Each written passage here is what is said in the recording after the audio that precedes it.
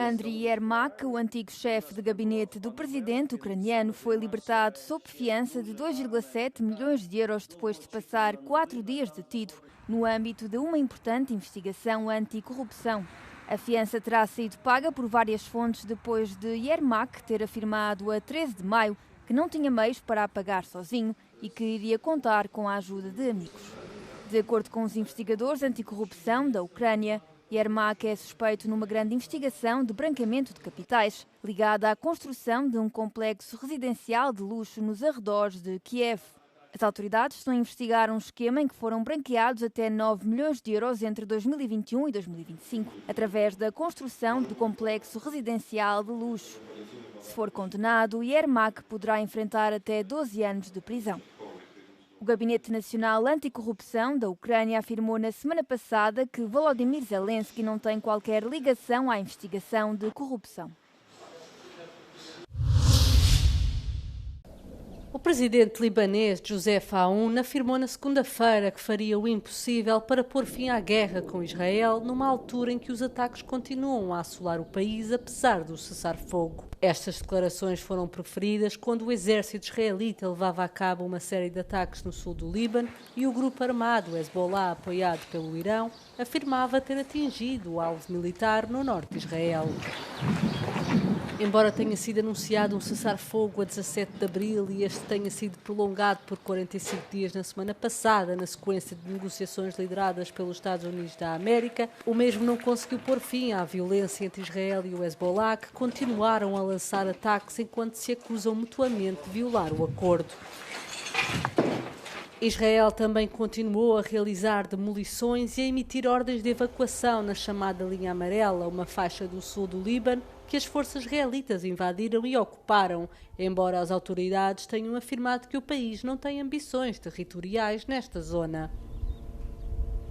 Na segunda-feira, o Ministério da Saúde libanês afirmou que o número de mortes devido aos ataques israelitas desde o início da guerra tinha subido para 3.020, 211 pessoas com 18 anos ou menos e 116 profissionais da saúde estão entre os mortos.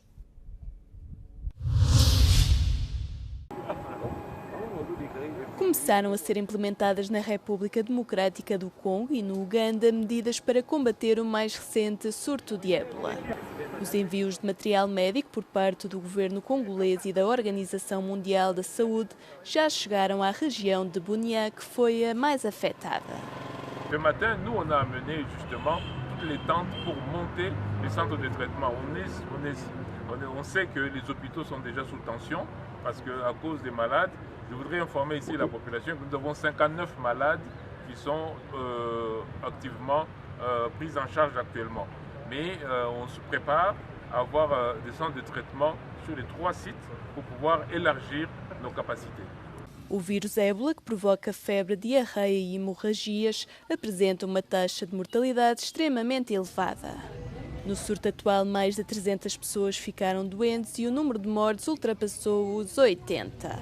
A Organização Mundial da Saúde declarou uma emergência de saúde pública internacional numa altura em que não existe vacina nem medicamento eficaz contra a estirpe do vírus que se está a propagar.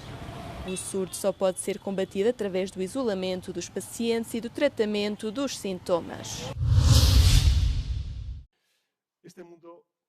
O partido do primeiro-ministro espanhol Pedro Sánchez sofreu uma derrota histórica frente ao Partido Popular Conservador nas eleições regionais da Andaluzia no domingo. A votação é considerada uma espécie de barómetro para as eleições nacionais legislativas do próximo ano. Os socialistas, liderados por Maria Jesus Montero, conquistaram apenas 28 dos 109 lugares disponíveis. Já o Partido Popular, que governa a Andaluzia desde 2019, conquistou 53 lugares, ficando a apenas 2 da maioria. O partido de extrema-direita Vox conquistou 15 lugares e poderá ser um potencial decisor, uma vez que o PP já formou anteriormente governos de coligação com o Vox em outras regiões.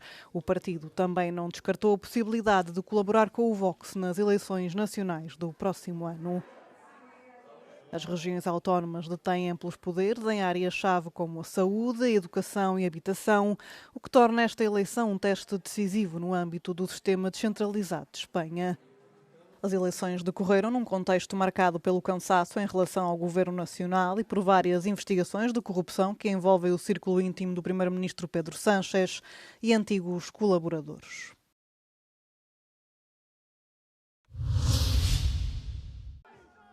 Um tribunal espanhol ordenou que a autoridade fiscal reembolse a estrela pop colombiana Shakira em mais de 55 milhões de euros, montante que considerou ter sido cobrado indevidamente numa disputa sobre os seus impostos de 2011.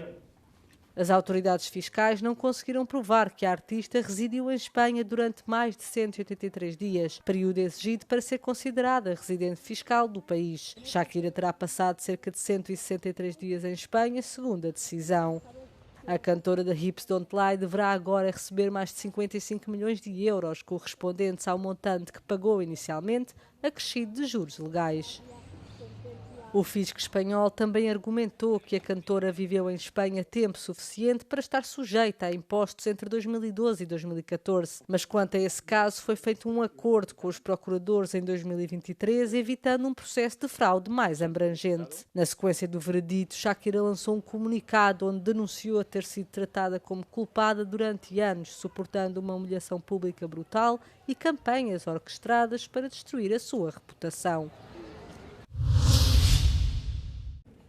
Um pequeno pedaço de papel verde com indicações que pareciam de rotina. Quem recebesse um documento como este tinha de se apresentar junto das autoridades para esclarecer o estatuto de residência. O que se seguiu, no entanto, mudou para sempre a vida de milhares de pessoas. A 14 de maio de 1941, sob ordens das SS e da Gestapo, a polícia francesa prendeu cerca de 3.800 homens judeus e mais tarde deportou-os para campos de concentração. Uma exposição na Embaixada de França em Berlim assinala esta operação de detenção. Toutes ont un sens et surtout, elles sont notre mémoire. Notre mémoire et peut-être notre futur. Ça, c'est une preuve irrévocable de ce qui s'est passé. J'avais 6 ans, j'ai vu mon père pour l'avant-dernière fois et je suis très heureuse d'être encore d'un certain âge et de pouvoir parler de ce qui s'est passé. 98 fotografias, durante décadas tidas como perdidas, em 2020 redescobertas. O homem por trás da câmara era Arik Rona, um fotógrafo de Berlim que por via paterna tinha ascendência judaica. Ironicamente, foi Theodor Danaka, chefe da unidade de assuntos judaicos da Gestapo, que o encarregou na altura de documentar a rusga. Was wir als Claims-Konferenz möchten, ist zu sagen, dass die Erinnerung ein ganz wesentlicher Bestandteil ist für das heutige soziale, gesellschaftliche Leben. Und was wir hier heute sehen, sind Beginne, die es auch damals gegeben hat.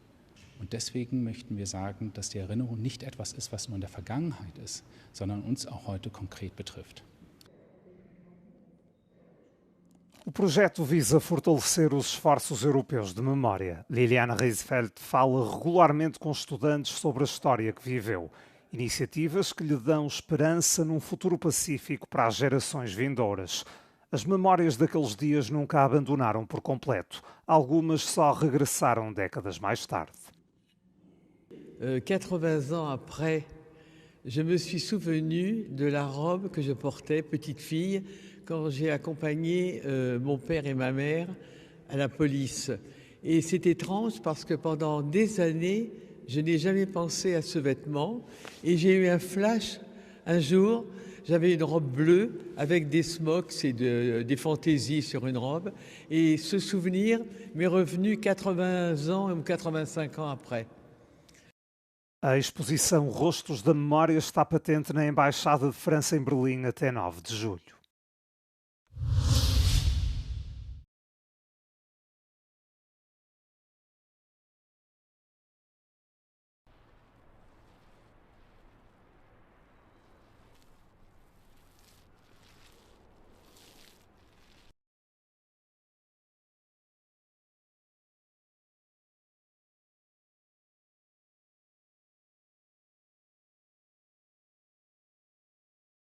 The Urban Art Biennale 2026 is really an international show. We have 50 artists from 17 countries, from 3 continents, and it's really showing street art, graffiti, urban art at its best. We have the car-like installations like this behind me, which are sort of monumental fossil mobility, which is covered from a Pompeii-like dust cover, or we have the huge roof of Amparito, the writing on the roof of the Möllerhalle, which is really the biggest work in the show.